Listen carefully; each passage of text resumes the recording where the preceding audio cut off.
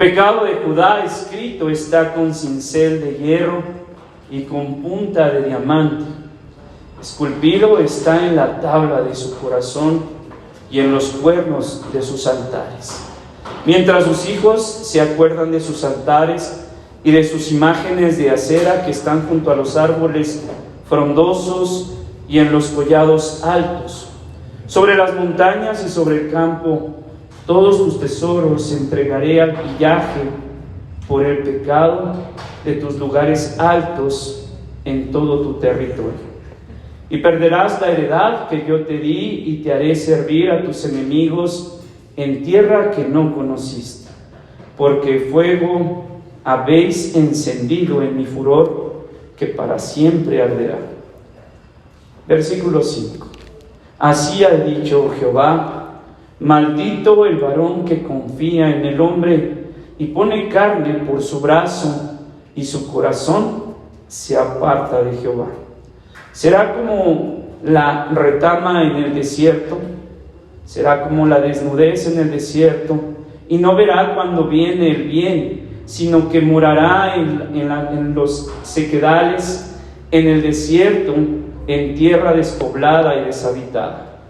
Bendito el varón que confía en Jehová y cuya confianza es Jehová, porque será como el árbol plantado junto a las aguas, que junto a la corriente echará sus raíces y no verá cuando viene el calor, sino que su hoja estará verde, y en el año de sequía no se fatigará ni dejará de dar fruto. Versículo 9.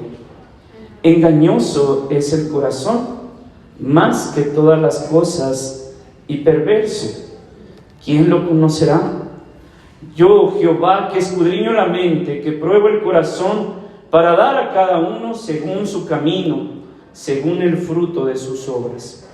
Como la perdiz que cubre lo que no puso, como la que llama que cubre lo que no puso, es el que injustamente amontona riquezas, en la mitad de sus días las dejará, y en su postremería será insensato. Trono de gloria excelso desde el principio, es el lugar de nuestro santuario. Oh Jehová, esperanza de Israel, todos los que te dejan serán avergonzados, y los que se apartan de mí serán escritos en el polvo, porque dejaron a Jehová manantial de aguas vivas. Sáname, oh Jehová, y seré sano. Sálvame y seré salvo, porque tú eres mi alabanza. He aquí que ellos me dicen: ¿dónde está la palabra de Jehová? Que se cumpla ahora. Mas yo he oído en pos de ti para incitarte a su castigo. Ni desee día de calamidad. Tú lo sabes. Lo que de mi boca ha salido fue en tu presencia. No me seas tú por espanto, pues mi refugio eres tú en el día malo. Avergüéncense los que me persiguen y no me avergüence yo. Asómbrense ellos y no me asombre. Trae sobre ellos día malo y quebrántalos con doble quebrantamiento. Versículo 18. Amén. Muy bien, mis hermanos. Vamos a las siguientes dos, por favor. Muy bien. Yo sé que le encanta este tema a usted. La tarea. ¿Cómo le fue? ¿Cómo le fue con el tema de el estudio al Salmo 37? Teníamos que resaltar en la Biblia qué dice acerca del justo, qué dice acerca del impío y las consecuencias, y dar una lectura rápida al Salmo 73. ¿Alguien hizo la tarea? ¿Alguien la tiene? ¿Sí? Caro, ya que se siente acá enfrente, Caro. Muy bien, hermanita, gracias, felicidades. Muy bien, aquí está resaltado, ok, 3 colores precisamente. Y como hemos pedido la tarea a puño y letra de cada uno de ustedes, para que al final todo esto sea contado para la calificación del estudio que estamos llevando. Mi hermano Martín, adelante por favor. Muchísimas gracias. Muchas gracias, hermano. Ok. Muy bien, aquí está. Muy bien. Hace 8 días platicábamos un poco de la soberbia. una actitud totalmente destructiva. Vamos a ver. Margarita, ¿me ayudas, por favor? ¿Cómo piensas tú que podemos identificar a una persona soberbia? ¿Qué características va a tener esta persona?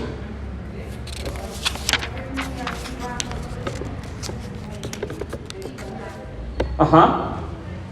¿Groseros? ¿Llegan a ser groseros? ¿Sí? Cortantes, ven por encima, ¿verdad? O ven menos a las personas que están enfrente. Otra característica que habrá, Margarita, de una persona soberbia: le interesa la necesidad de los otros, o únicamente su necesidad. Son egoístas, ¿no? Y muy altivos. Muy bien, Margarita. Vamos a ver, Alonso, ¿me ayudas con esta, hermano Alonso? ¿Solo las personas con recursos materiales son soberbias? ¿Tú qué opinas? ¿Solo aquellas personas que son acaudalados, que han a lo largo de su vida encontrado posesiones, dinero, únicamente ellas son soberbias, o también las que carecen de recurso material? ¿Qué opinas de esto, Alonso? Yo creo que no. Solo las personas con recursos materiales. ¿Solo las que tienen recursos? No, todos en general, los que tienen y los que no tienen. Una pregunta, Alonso. Esta característica de la soberbia, ¿crees que se pueda repetir más en las personas que tienen carencias económicas que en las que no las tienen? ¿No?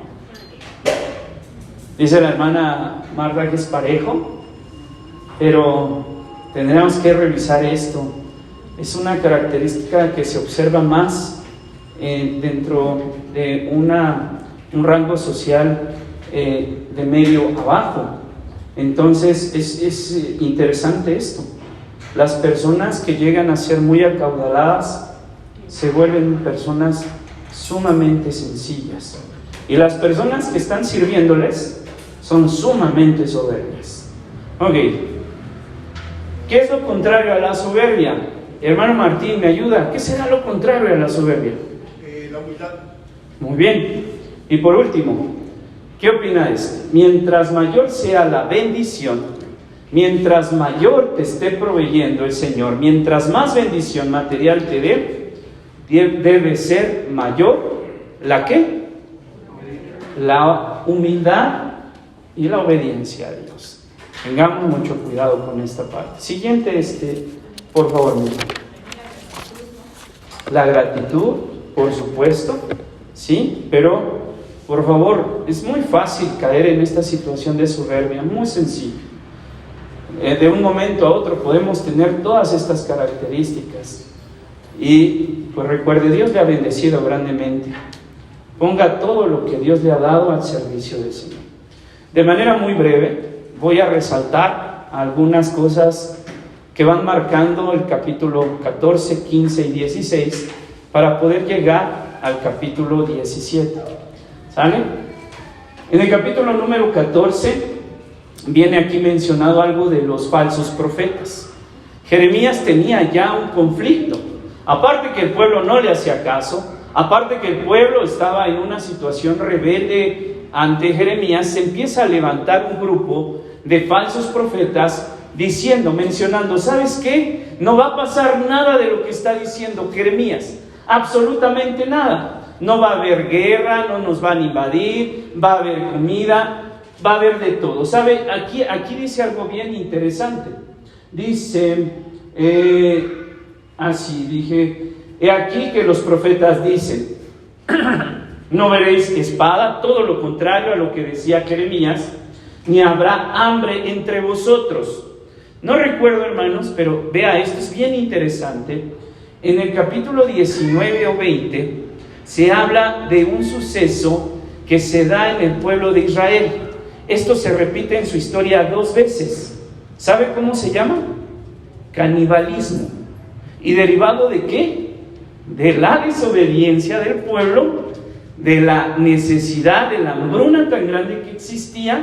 Pero vea, como un grupo de falsos profetas se levantan y dice, no habrá espada, no habrá hambre, sino va a haber un lugar de paz y verdadero. Imagínese cómo era este discurso para el pueblo de Israel. ¿Cree usted que era popular? ¿Cree usted que el pueblo llenaba de aplausos a estos falsos profetas y le decía, bravo, ese es el mensaje que queremos escuchar? Endulzando únicamente el oído de estas personas. Y después dice, me dijo entonces Jehová, falsamente profetizan los profetas en mi nombre. Yo no los envié. Vean aquí cómo le dice, yo no los envié, ni les hablé, hay visión mentirosa. Vea lo que dice, adivinación, vanidad, engaño de su corazón, os profetizan. Luego dice, por tanto, así ha dicho Jehová sobre los profetas que profetizan en mi nombre, los cuales yo no envié. Rápido, versículo 14. Vamos a enfocarnos en puntos principales para que tenga usted un panorama. Recuerde, la tarea constante es que usted esté estudiando. Quiero hacerle la siguiente pregunta, hermana Viri.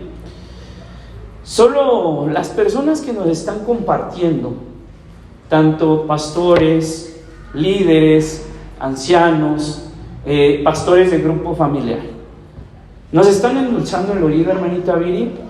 ¿O en realidad estamos siendo confrontados con nuestro pecado? ¿Cómo ves? ¿Qué opinas? ¿Sí estamos cumpliendo esta tarea o estamos endulzando mucho el oído? ¿Qué estamos haciendo como Unifam Coacalco, misiones y grupos familiares? Pues, o sea, mi experiencia, lo que he visto, obviamente sí te confronta, se habla del pecado, se habla del arrepentimiento, de las actitudes que no debemos de llevar a cabo, pero obviamente no es perfecto, ¿verdad? Yo tengo que seguir perfeccionando en muchas áreas, pero pues sí se ha tocado estos temas. O sea, sí se hace, ¿no? Obviamente, para Dios, pues, Dios es un estándar muy alto, ¿no? Entonces, el prepararse y así, pues va perfeccionando también la forma en la que pueden hablar a las personas y el ir exhortándolas, ¿no? De una forma más, no sé, efectiva, no sé, como se puede mejorar, pero sí. Claro que sí, pero algo importante, hermanos, que hoy usted tiene que estar observando es esto. Si son únicamente mensajes donde están endulzando el oído de prosperidad, de bendición, de riqueza, o de veras son mensajes que están llegando así al tuétano, hermanos, y nos están confrontando con el Señor con respecto a la realidad que vivimos hoy, hablando de pecado. No es fácil, hermano, y no es popular. Algo que usted debe decir, de saber es que no es popular. No es fácil que seamos confrontados, pero es algo que usted tiene que estar observando para identificar que hay una sana doctrina. Hermana Gloria, ¿qué le parece la enseñanza bíblica que se imparte aquí en la Iglesia Madre, que se imparte en las misiones y que se llegue a impartir en grupos familiares? ¿Es de sana doctrina, hermana, o andamos inventando barbaridades? ¿Cómo ve usted? Una sana doctrina que está muy apegada a la palabra de Dios. Por ejemplo, que estamos viendo Jeremías, que en los grupos familiares sí se confronta con el pecado. Pues el miércoles pasado que se habló de la soberbia, pues de verdad a veces ni siquiera nos damos cuenta, pero así como tal, aquí lo damos y debemos de darnos cuenta de arrepentirnos y sí confrontamos.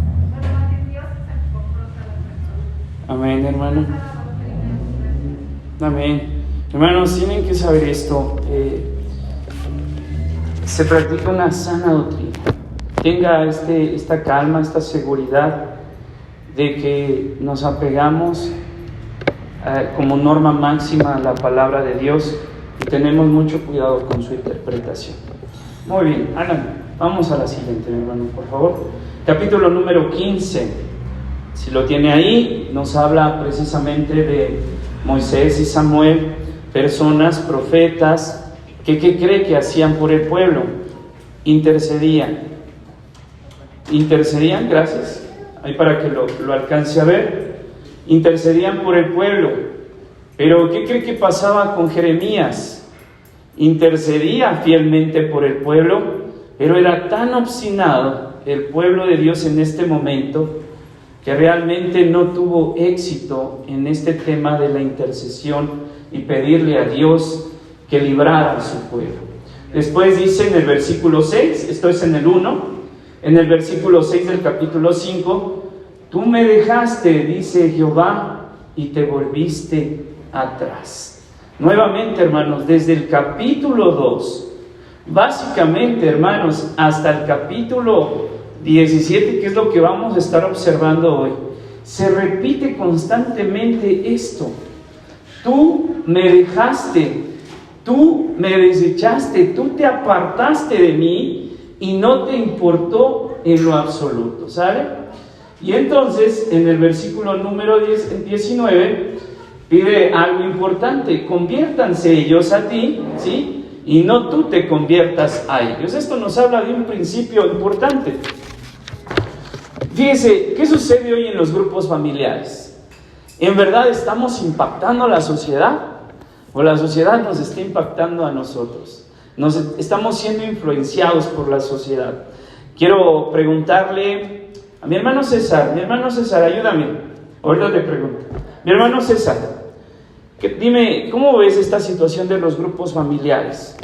Si hay un impacto hacia la sociedad, vemos un obrar del Espíritu Santo, cambios importantes, transformaciones importantes, o el grupo familiar está siendo influenciado por la sociedad y resulta que ya estamos cayendo en prácticas pues que no son muy apropiadas. ¿Qué opinas, hermano?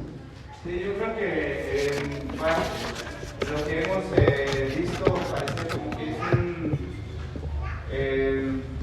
el impacto es lento, pero sí hay un impacto en la transformación de las familias, de donde está el grupo familiar. A veces pareciera como si no, ¿verdad? Los vecinos solamente observan, ¿no? A lo mejor no se involucran mucho, pero cuando se llega a invitar a algunos, yo creo que de los que estamos aquí en algún momento dado,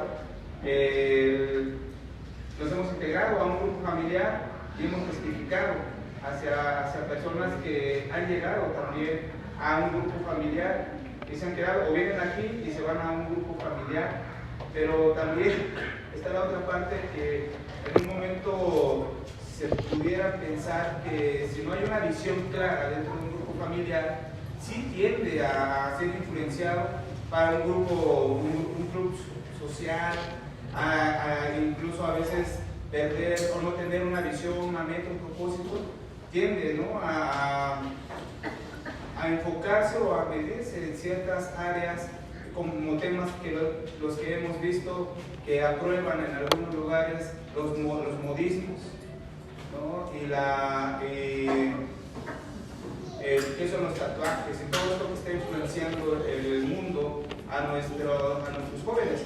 Pero yo creo que, aquí en Unifam, estaba reforzando lo que decías, en Cocasco, en las misiones, Dios nos ha permitido cuidar y guardar la doctrina de tal manera que busquemos esa solidez en la palabra, en lo que aprendemos, pero también con el propósito de impactar a otros. Es lento, por decirlo así, pero sí hay un impacto. Amén, hermano.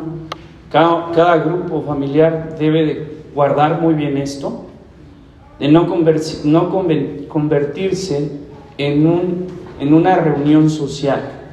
Debe de haber una visión, un propósito. Y si nos centramos en compartir el Evangelio, créame que todo caminará de manera correcta. Pero si somos los mismos todo el tiempo, corremos ese riesgo, hermanos. Corremos ese riesgo. Recuerden que si no se comparte dentro del grupo familiar, este grupo corre el riesgo de tarde o temprano morir. Así que, cuidado con esta situación. Vamos a la siguiente. Gracias, Alan, capítulo 16.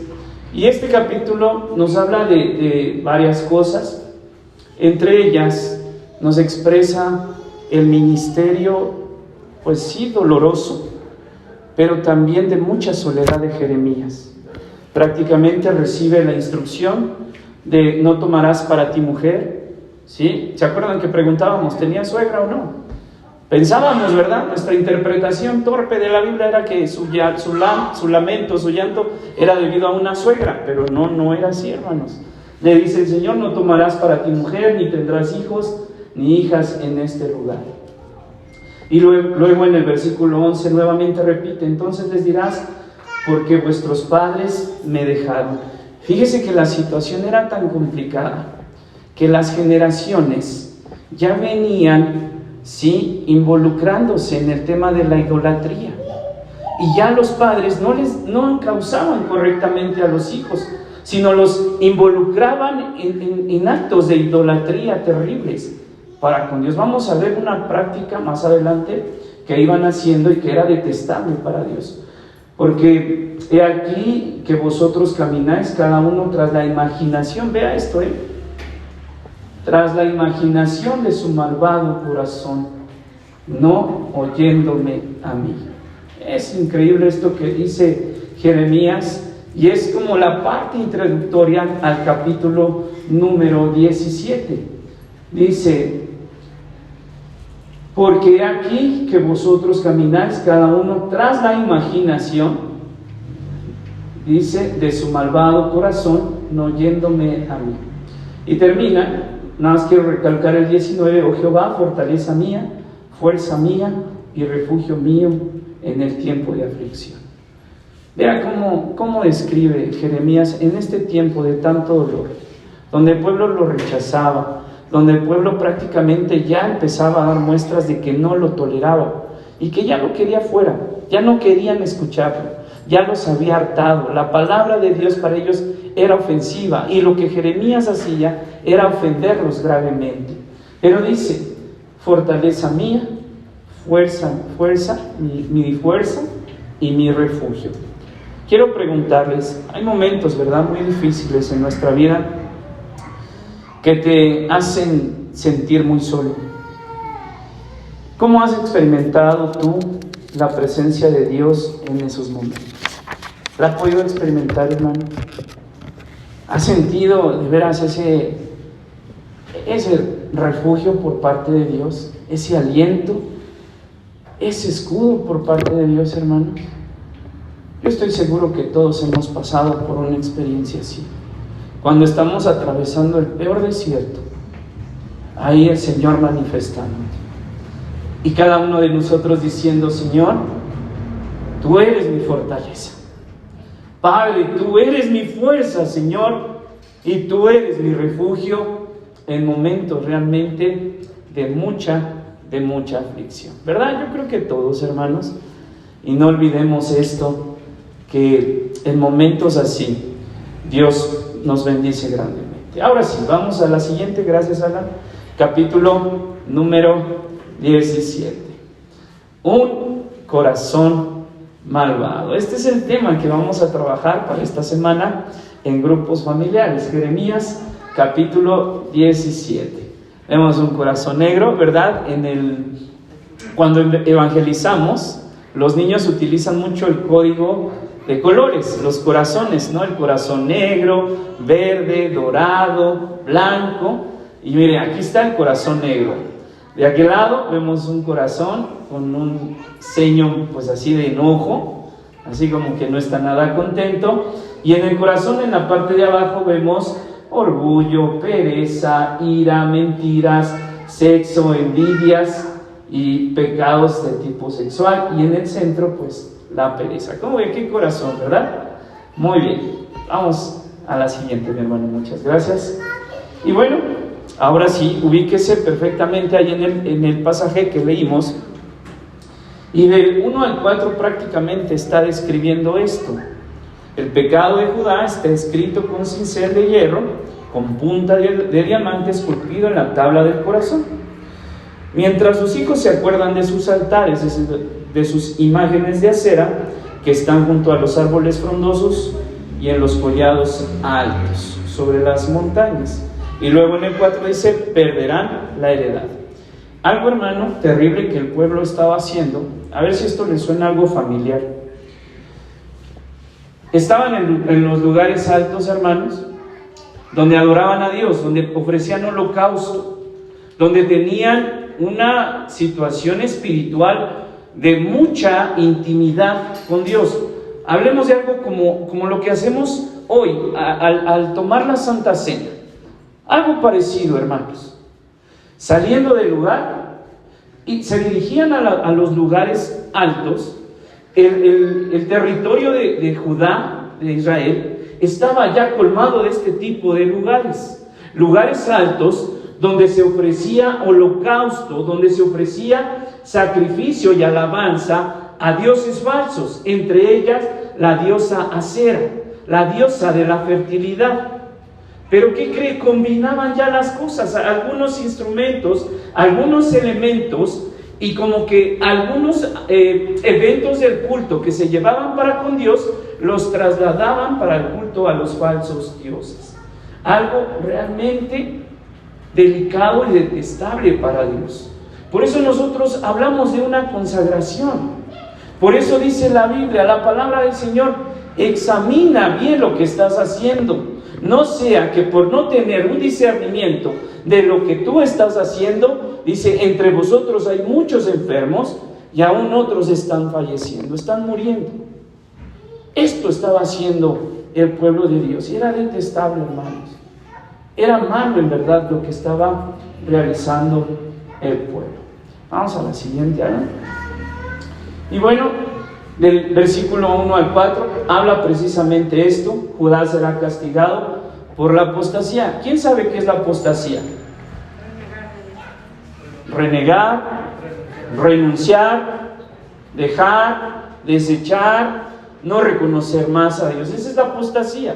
Y en esto había caído el pueblo. Recuerde, desde el capítulo 2, Jeremías está hablando de este tema, pero hoy se va a enfocar mucho en el corazón.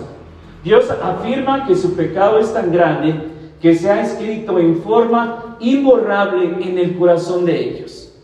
Constantemente estaban hablando. Recordemos que desde Isaías prácticamente se hablaba de esto.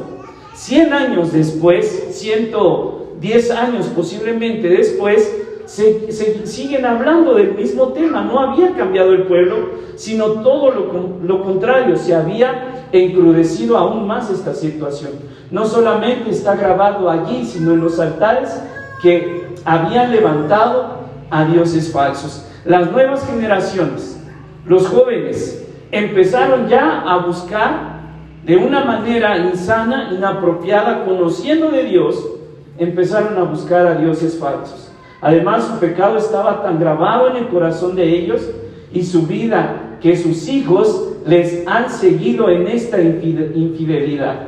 Es una idolatría perpetua. Imagínense, hermano, que nosotros les estemos heredando a los hijos esto. Detestable para Dios. Hermanos, si podemos dejar un legado apropiado a los hijos, ¿sabe qué es? La palabra de Dios. Que la conozcan, ¿sí? Y que sepan de qué consiste, y apartarnos todos en absoluto, de esta idolatría que era tan detestable para nosotros. Vamos a la siguiente, hermano. Y bueno, esto ya lo hemos platicado. Lo platicábamos desde Isaías, recuerden, hermano. Dios Moloch, sí, ofreciendo precisamente este tipo de sacrificios humanos que Dios no había demandado nunca. Más adelante, hermanos, habla de que hay un lugar que era en realidad un basurero, donde arrojaban, hagan de cuenta, ¿no? Los de acá de Solidaridad, de Tultitlán, no sé si los conozcan, pero son unos basureros impresionantes. Y hay mucha gente que vive de estar reciclando la basura ahí. Pero eran lugares puestos precisamente ahí. Hablan de un valle que estaban originalmente destinados para la basura, y ahí era donde precisamente se llevaban este tipo de holocaustos. También había áreas ya específicas donde ya los niños sacrificados los llevaban a esos lugares para ponerlos, acomodarlos ahí ya muertos, ya quemados. Entonces era una práctica que Dios nunca había pedido. Dios siempre ha tenido mucho cuidado de los pequeños, y era algo de veras abominable, algo que detestaba a Dios. Vamos a la siguiente, mi hermano, gracias. Y bueno, aquí vemos precisamente a la diosa Acera. asociada con todo tipo de inmoralidad sexual. Estaba vinculada con temas de prostitución, ¿sí? Y era una diosa que era sumamente buscada, era muy idolatrada por todos en ese entonces.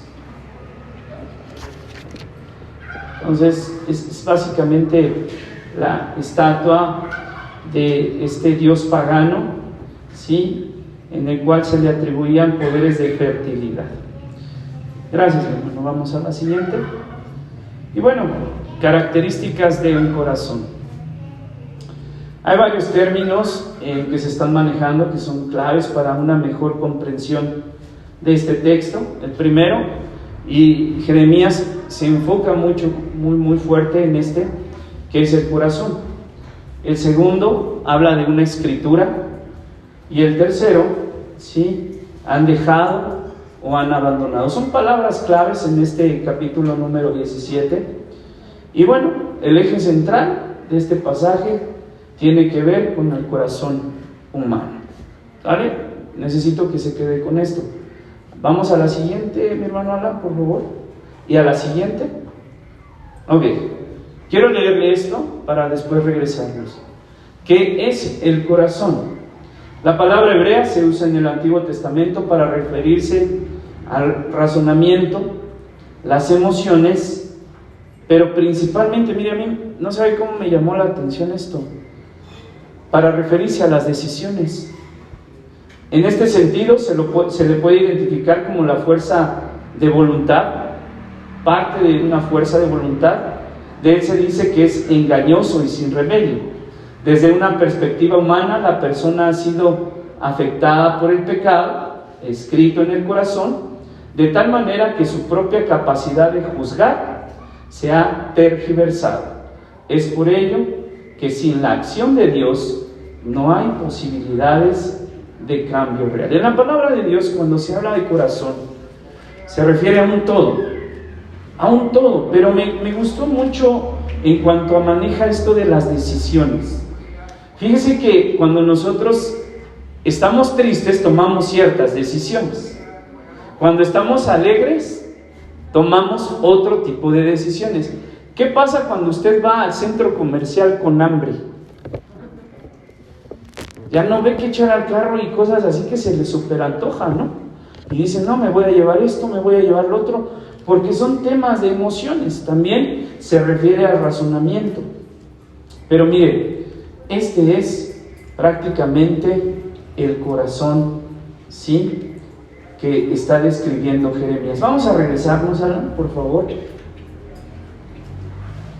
Y del versículo 5 en adelante habla de algo importante. Primero, el pecado escrito en el corazón. Versículo 1, ya lo leímos. Si usted quiere checarlo ahí, léalo. Pero habla de punta de diamante, habla de cincel, habla de elementos que profundizaban la escritura y que estaba tan adentro ya que no podía ser borrado. Ve, maldición y sus consecuencias, versículo número 5 y 6. ¿Se acuerda que platicábamos de Deuteronomio capítulo 28? En 14 versículos, si estoy mal ahí corríjame, Dios describe las bendiciones de la obediencia, pero en 30 y tantos o 40 y tantos versículos da las consecuencias de la desobediencia. Versículo 5. Así ha dicho Jehová: maldito el varón que confía en el hombre y pone carne por su brazo, y su corazón se aparta de Jehová. Vea nada más, hermano, se aparta de Jehová, así como la retama, el desnudo en el desierto, y no verá cuando viene el bien, sino que morará en las sequedales, en el desierto, en la tierra despoblada y deshabitada. Les preguntaba hace 8 días, ¿qué prefiere usted? ¿La bendición o la maldición?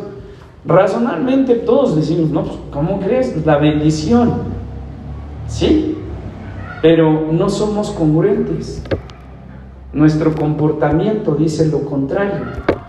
Señor, yo quiero que me bendigas, yo quiero que me prosperes, pero no voy a la iglesia. Señor, yo quiero que salves mi matrimonio, pero no oro. Señor, yo quiero que me mandes un trabajo apropiado, que me bendigas económicamente, pero mis motivaciones para estar en la iglesia o al frente de un ministerio no son las apropiadas. Debemos de tener cuidado y dejar de practicar un cristianismo light, ligero, sino ser cristianos de hueso colorado. Eso es lo que nos pide el Señor. Después nos está hablando de la bendición y sus consecuencias. Vamos ahí, versículo número 7 y 8. Bendito el varón que confía en Jehová. ¿Confía usted en Jehová o confía usted en sus fuerzas? Confía en su familia. Es muy acaudalada su familia, y cuando usted la requiere, ahí está para apoyarla. ¿Confía usted en su cuenta bancaria, en sus posesiones, en sus casas, en sus terrenos? ¿En qué confía usted, hermano?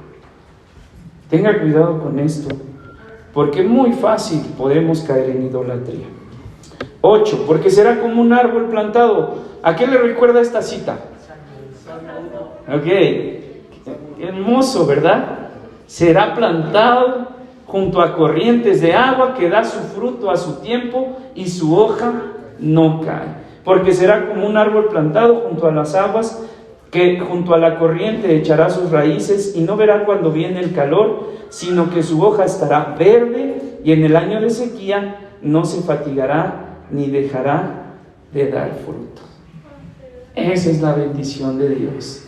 Pero sea congruente. Por favor, hermano, sea congruente. Si de veras está del lado de la bendición, sea congruente con sus hechos. Sea congruente. Y ahí en lo secreto, hermano, ahí en su aposento, en su lugar de descanso, sea congruente, hermanos.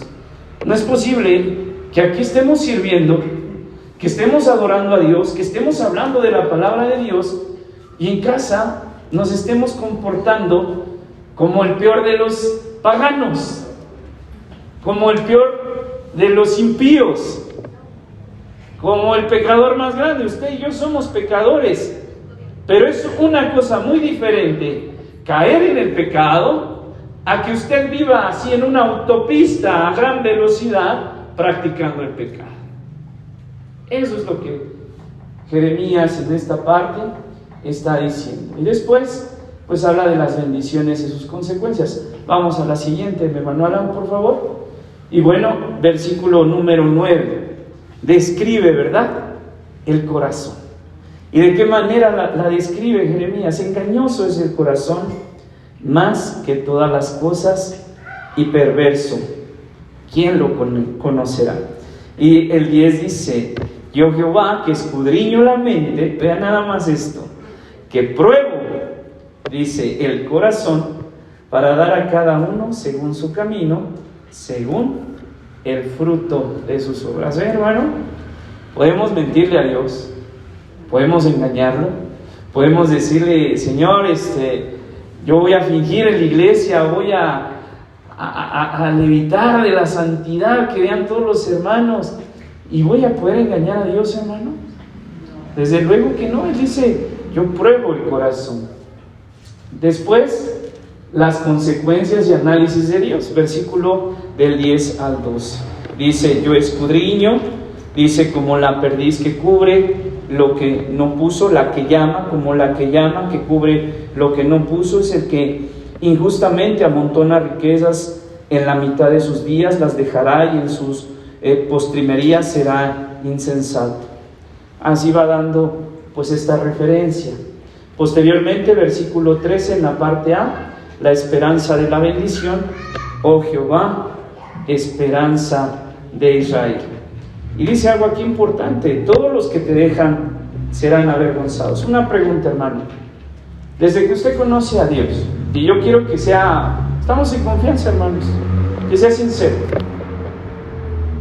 ¿alguna vez dejó usted a Dios? Déjeme decirle que yo lo hice. Yo lo hice. Poco tiempo después de haber conocido al Señor, yo lo hice. Ya no quise yo saber nada, pero fue un tiempo, hermanos, muy desagradable. Y fue un tiempo donde el Señor constantemente me hacía ver que no era la situación correcta. Hermanos, si usted hoy en día tiene esta situación en el corazón de dejar a Dios, piénselo 2 veces, hermano, y no lo haga, hermano, porque dice la palabra, serán avergonzados. Y por último, en la parte B, el abandono de Dios escrito en el polvo. Dice, serán avergonzados y los que se apartan de mí serán escritos en el polvo, porque dejaron a Jehová manantial de agua viva. ¿Cómo ven, mi hermano? Esas características son las que vamos observando en un corazón. Recordemos, hermano, tenemos una inclinación tremendamente fuerte hacia la maldad y hacia el pecado. Si no, hermanos, si no vigilamos, si no somos buenos atalayas, si no somos perseverantes en la palabra de Dios, ¿qué cree que va a suceder con nosotros? Mire, en automático nos vamos a desviar, hermano, y vamos a andar haciendo cosas realmente detestables y lamentables. Vamos por favor a Salmo 51, por favor, acompáñenme. El Salmos 51, vamos al versículo número 10, hermanos, y vamos a ver qué dice aquí esta hermosa porción, ¿sí?, que habla precisamente David en este salmo de confesión. Versículo 51.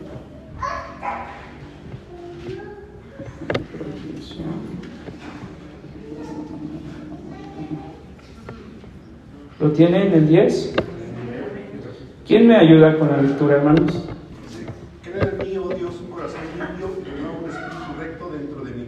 Ok, no me eches delante de ti y no quites de mí tu Santo Espíritu. Posteriormente, déjeme ver, el 17, ¿qué dice el 17, hermanos? Los sacrificios de Dios son el espíritu quebrantado, al corazón contrito y humillado no despreciarás, oh Dios. Ve cómo el corazón tiene mucho que ver con el tema de la soberbia y cómo la misma palabra va uniendo esta situación. Un corazón quebrantado para con Dios, un corazón sencillo. Mire, esto es bien grave, pero a veces las prácticas más significativas del pueblo de Dios de soberbia son hacia quién cree, hacia Dios. ¿Yo por qué? ¿Por qué voy a lavar yo un baño? ¿Qué te sucede? Me hice mi manicure ayer, no traigo mis uñas de 1 metro de largo, ¿no? ¿Cómo crees que voy a lavar el baño? Pago, no importa, yo tengo dinero, yo pago. Hermano, no sabe la bendición que hay en lavar un baño, en levantar un papel, hermano. Dios va a sopesar el corazón, recuérdelo. No lo haga para que Dios lo bendiga, no es necesario, hermano. Si usted lo hace con un sentido de adoración, Dios lo va a ver, hermano, y se va a agradar tremendamente de usted. Así que filtremos las cosas de manera correcta, hermanos, y tengamos un corazón apropiado para con Dios. Siguiente, hermano, Alan, por favor. Siguiente, ya lo leímos. Y estamos terminando, hermanos. Tema para discutir en grupo familiar. Unas preguntas sencillas. La idolatría que como pueblo podemos llegar a practicar. ¿Cómo ve? ¿Se puede o no se puede? ¿Ha escuchado usted esta frase? Dígame si sí. Ay, mi adoración. Mi niña es mi adoración. ¿Cuál su adoración? Que Dios sea su adoración. 2. ¿Qué genera la decisión de alejarnos de Dios, hermanos? Jeremías, desde prácticamente el capítulo 2 hasta el capítulo 19, está remarcando esta parte, hermano. El alejamiento y las consecuencias de él. Y tercera, consecuencias de un corazón malvado, de un corazón desobediente. Siguiente, hermano. Como a usted le encanta esto de las tareas, ya estoy viendo que se está aplicando, mis hermanos. Del capítulo 1 al 17 aparece la frase me dejaron o la palabra dejan. Escribir la cita y el versículo. Para encontrarlo, hermano, pues tiene que volver a repasar y leer del capítulo 1 al 17. Recuerde, la tarea es para entregar con puño y letra, no lo quiero de computadora, para que usted escribiendo vaya memorizando estos versículos. ¿Le parece bien? Sí. Vamos a orar, hermanos, terminamos por el día de hoy. Cierre sus ojos. Padre, en el nombre de Cristo te damos gracias, Señor, y rogamos, Padre, que es ese corazón limpio, que crees tú en nosotros, ese adorador en espíritu y en verdad, que tú te agrades de nuestra vida, de nuestro quehacer, de nuestra actividad, que seamos transparentes con errores, Padre, porque los tenemos, mi Dios, porque nos estás capacitando, porque nos estás ayudando, nos estás fortaleciendo, pero Señor, con transparencia, Señor, de corazón. Ayúdanos, Señor, renuévanos, Padre, y que de ninguna manera estemos ofreciendo un fuego extraño para ti. Te damos gracias y te alabamos con todo nuestro corazón. También, Padre, agradecemos pues por los diezmos y ofrendas, Padre, que se han de depositar en el alfolí. Señor, también haznos humildes, sencillos, y que salgamos victoriosos en este desafío de fe, Padre, porque tal vez tengamos una situación difícil económica, pero, Padre, tomaremos este ejemplo de la viuda y echaremos, Señor, lo que corresponde. Te damos gracias, Señor, con todo nuestro corazón. Sigue siendo con nosotros y ayúdanos, Padre. Danos hambre de tu palabra para seguir escudriñando en ella. Alabado sea, Señor, en el nombre precioso de Cristo Jesús. Amén.